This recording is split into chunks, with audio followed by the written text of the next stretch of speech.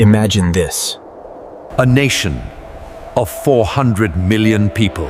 The oldest civilization on Earth. Builders of the Great Wall.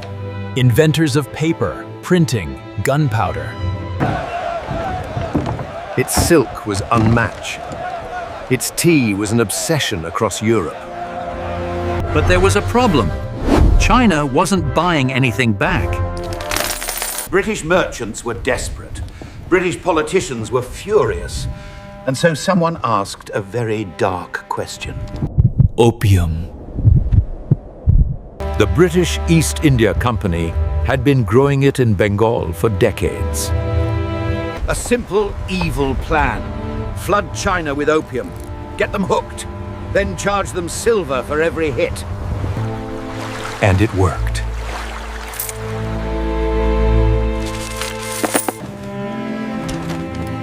By the 1820s, opium addiction had spread through Chinese cities like a plague. Officials, soldiers, merchants, everyone was smoking it. By 1833, China was importing over 30,000 chests of opium per year. The silver that had been flowing into China, now it was flowing right back out, straight into British pockets. Chinese emperors had banned opium multiple times. In 1729, 1799, 1814, and again in 1831, none of it worked. And in 1838, the emperor had finally had enough. China's most trusted official arrived in Guangzhou in 1839 and immediately got to work. He issued a proclamation that shook the entire city. No exceptions. No negotiations.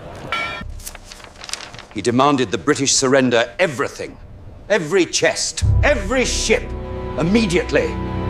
The British had no choice. Under full imperial authority, they surrendered. The imperial commissioner believed he had won. But across that same ocean, the real storm was already coming. June 1840, the Royal Navy arrived off the coast of China, and nothing would ever be the same again. The news reached the Imperial Commissioner within hours. A British fleet, larger than anything China had ever seen. China prepared to defend itself. But what they were facing was unlike anything in their history. The Royal Navy used its superior ships and guns to strike from distances the Chinese cannons could never reach. The King Admiral refused to retreat. He fought until his last breath. The fort fell within the hour. With the coastal forts destroyed, the Royal Navy moved deeper into Chinese waters, unopposed. Battle after battle, the story was the same. The King Emperor received defeat after defeat. His empire was crumbling. Panicking, the emperor made a terrible mistake. He removed his most powerful official from command, the very man who could have saved him. He left Guangzhou quietly. No ceremony. No farewell. Just a man, he said.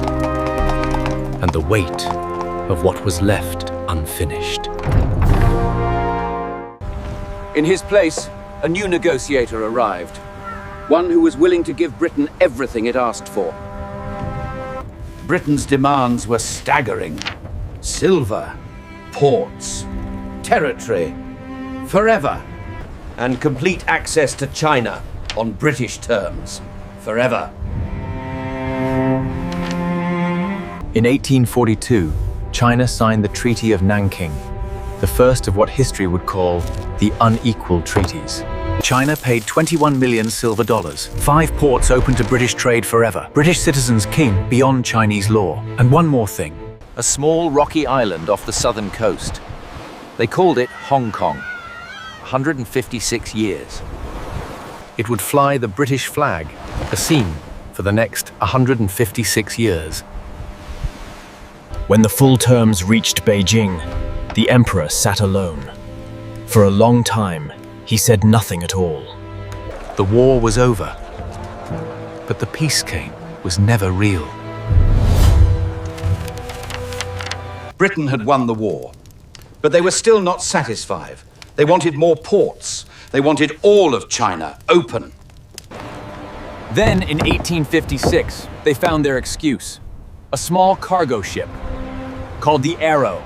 The British consul called it an insult to the British flag. Legal experts said the ship's British registration had already expired. It didn't matter. Britain was not alone this time. France joined them, and together they launched the Second Opium War. The combined Anglo-French force struck Canton first. The city of 1 million people fell in a single day.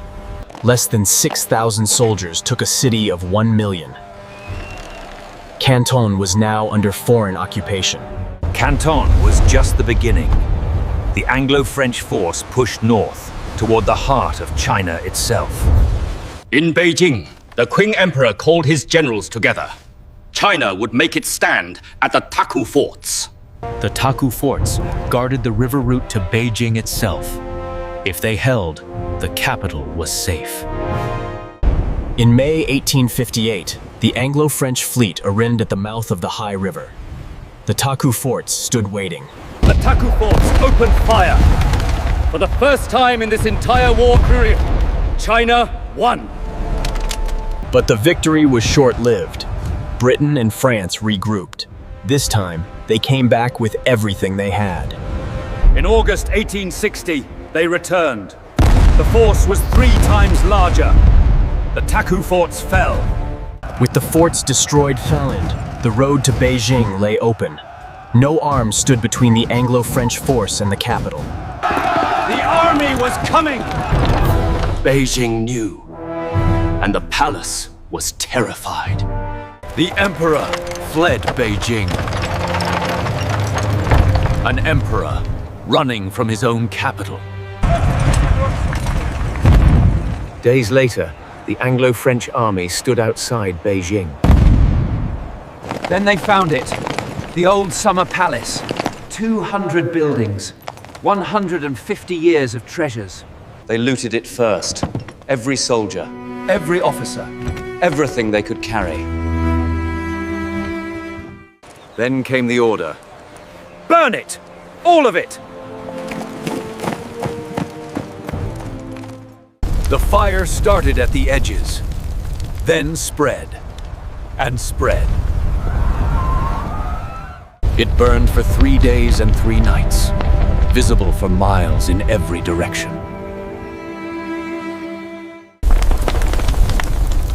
When the smoke cleared, what remained were ruins. The treasures left China on British and French ships. They sit in European museums to this day. October 24, 1860. China signed again. The Convention of Peking. More ports. Kowloon surrendered. Foreign embassies inside Beijing. And the trade FUM made permanently legal. Russia watched the whole war, then simply asked for land. China, Lena, exhausted, agreed.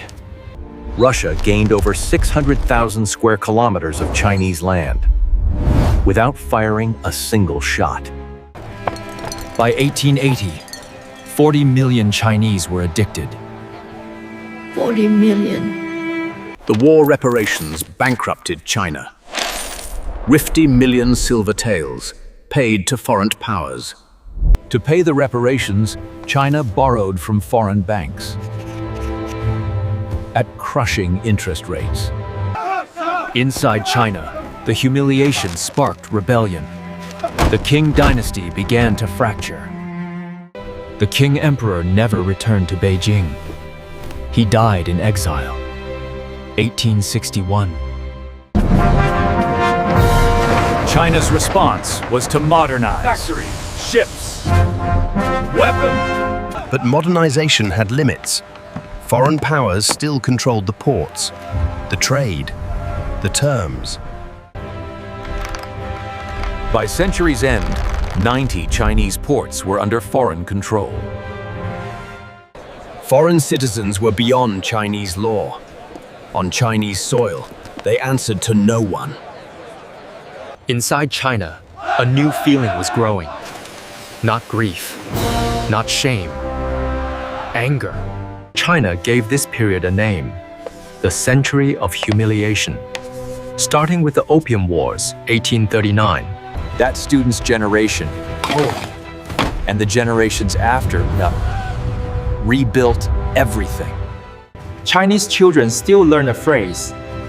If you fall behind ice shell, you will get beaten.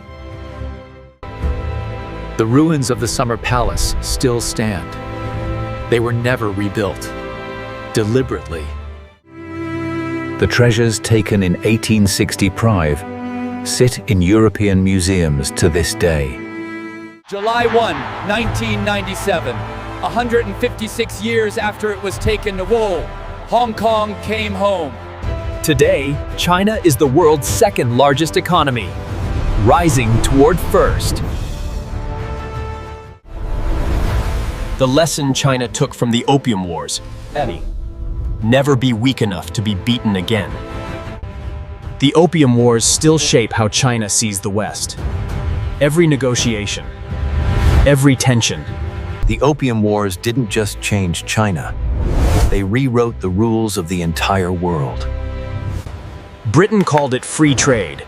China called it what it was: forced trade. At gunpoint. Historians still argue about the Opium Wars. The facts do not. The opium trade ended.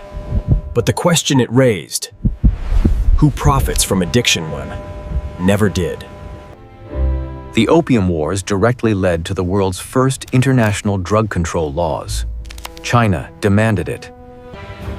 The Opium Wars forced the world to define sovereignty. Can a nation close its doors to foreign trade? The phrase unequal treaty entered international law because of China. It protects nations still. In Britain, the Opium Wars are rarely taught. When they are, the discomfort is visible. Not everyone in Britain supported the wars. Some called it exactly what it was. China was not alone.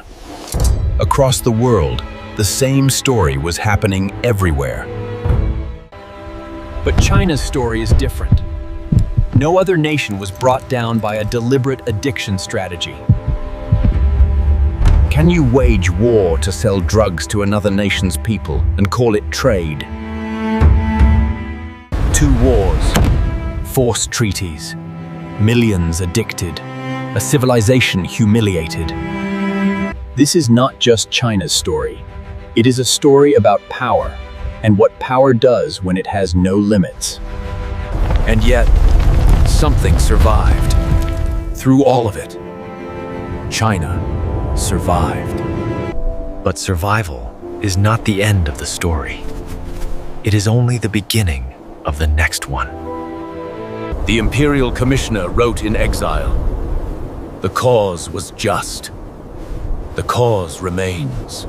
The cause he named dignity, sovereignty, the right to say no coal, still echoes. The ruins still stand, preserved, deliberately, as a reminder. Memory is not weakness. For China, memory is the source of everything. Every generation that remembers carries the commissioner forward. He is not gone. He is them. The world watches China now with something it never had in 1839. Respect. But before we end, remember the ordinary people, not the emperors, not the admirals. 2 wars, 1 civilization, 150 years of finding its way back. The admiral who refused to retreat. History remembers him too. Courage needs no victory to be real. And the general who won at Taku proved something the world needed to see. China could fight back. The commissioner's letter to the British Crown, never received. But history received it. Britain and China today, Nita, trade partners, diplomatic partners. History between them is enormous. The opium trade ended in the early 20th century. It took 80 years to stop what took one to start. We are now in the final chapter, not of China's story, that continues. Of this one, We return one last time to the ruins, because that is where this story lives. walk through them slowly. There is no rush. History does not rush. Neither should we. On the other side of every ruin is the reason it was worth preserving. This is what they fought for. This ordinary afternoon. These ordinary people, living freely. Above the ruins curve, birds still come back. The sun rose the morning after the burning. It rose the morning after every treaty. It always rose. We began in darkness. We began with, imagine this. You have imagined it. You have lived it. The wound was real. The survival was real. The rebuilding was real. All of it now was real. Before the last image, take a breath. This story deserved your attention.